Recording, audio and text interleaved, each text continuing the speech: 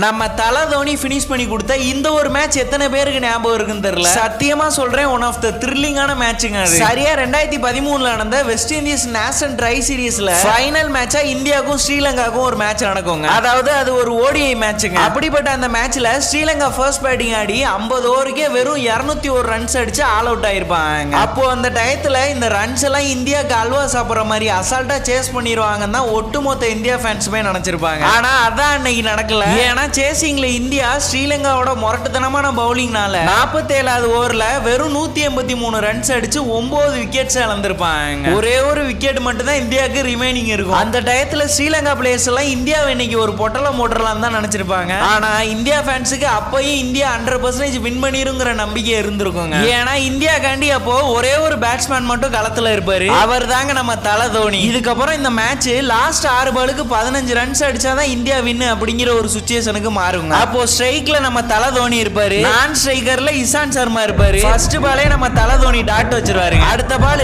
பொலிர்னு ஒரு 6 போகுங்க. இப்போ லாஸ்ட் 3 பாலுக்கு 5 ரன் அடிக்க வேண்டிய சுச்சுவேஷன்ல இந்தியா இருக்கும். அதுக்கு அடுத்த பால் நம்ம தல தோனி என்ன பண்ணாருங்கிறத நீங்களே பாருங்க.